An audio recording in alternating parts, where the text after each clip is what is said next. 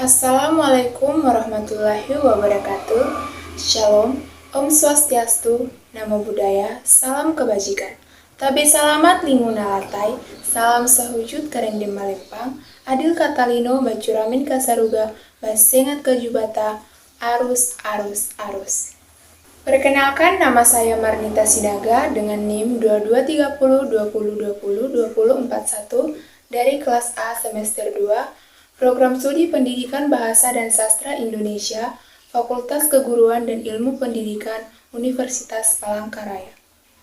Pada video kali ini, saya akan menjelaskan tentang teks prosedur untuk memenuhi UAS mata kuliah menulis faktual yang diampu oleh Ibu Alivia Nuratsmana SS MPD dan Bapak Ibnu Yustia Ramadan SS MHum.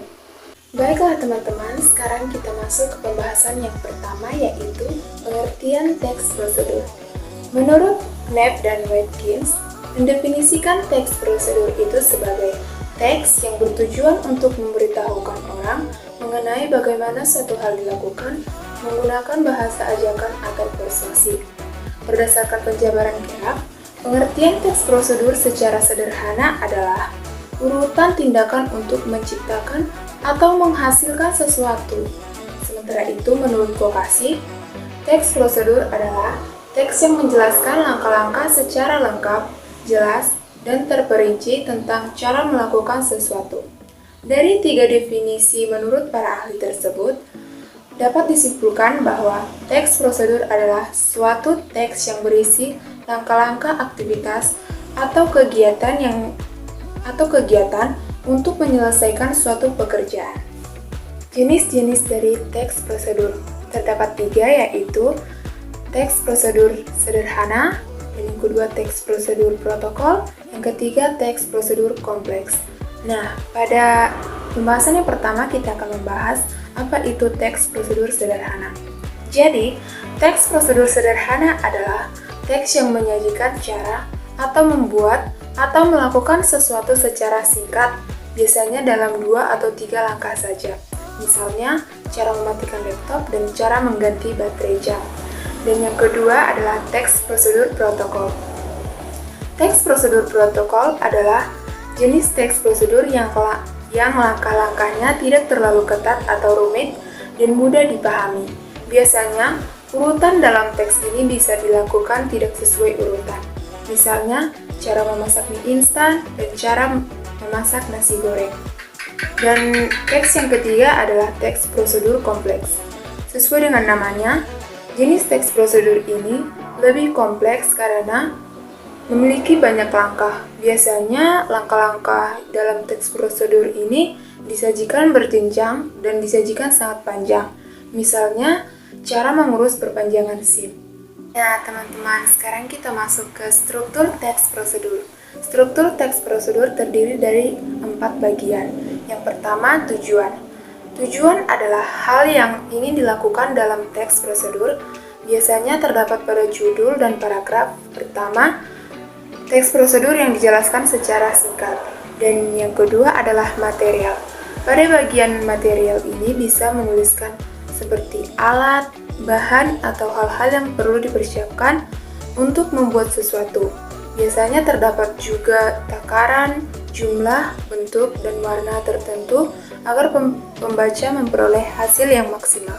Yang ketiga adalah langkah-langkah. Bagian ini menjelaskan tentang proses atau tahapan yang harus dilakukan demi mendapatkan hasil yang maksimal, sesuai dengan tujuan dari teks prosedur tadi. Langkah-langkah yang dibuat harus berurutan dan mudah dimengerti oleh pembaca. Dan yang keempat adalah penegasan ulang atau penutup. Bagian ini menjelaskan tentang simpulan dari suatu prosedur yang telah dilakukan. Sebenarnya bagian ini bersifat opsional, yaitu boleh ada dan boleh tidak ada dalam suatu teks prosedur.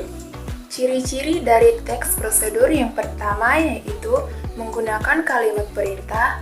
Yang kedua, terdapat panduan yang harus dilakukan. Yang ketiga, menggunakan kata kerja aktif. Yang keempat, menggunakan konjungsi atau kata hubung. Yang kelima, terdapat aturan dalam hal bahan atau kegiatan. Yang keenam, menggunakan kata keterangan untuk menyatakan rincian waktu, tempat, dan cara. Dan yang terakhir yaitu terdapat isi kegiatan yang dilakukan secara urut.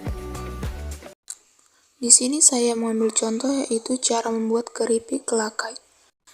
Kelakai merupakan salah satu tanaman yang telah dimanfaatkan oleh masyarakat suku Dayak di Kalimantan Tengah. Tanaman kelakai dipercaya mampu mengobati diare, menambah darah, dan menjaga kulit awet muda. Kelakai biasanya diolah menjadi kuliner sejenis cemilan seperti keripik.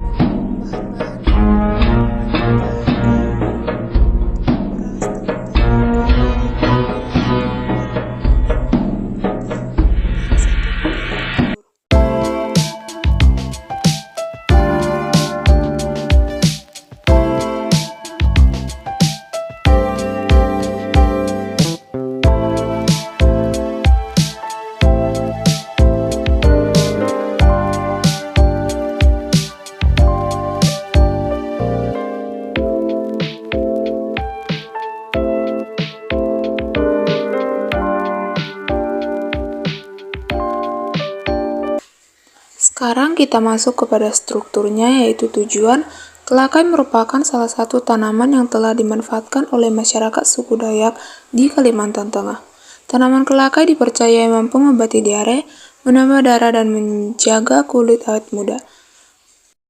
Struktur yang kedua yaitu material, yaitu bahan-bahan yang digunakan saat membuat keripik kelakai.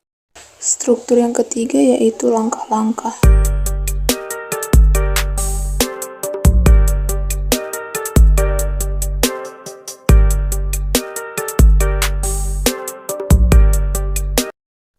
Sekian penjelasan yang dapat saya sampaikan. Akhir kata saya mengucapkan wassalamualaikum warahmatullahi wabarakatuh.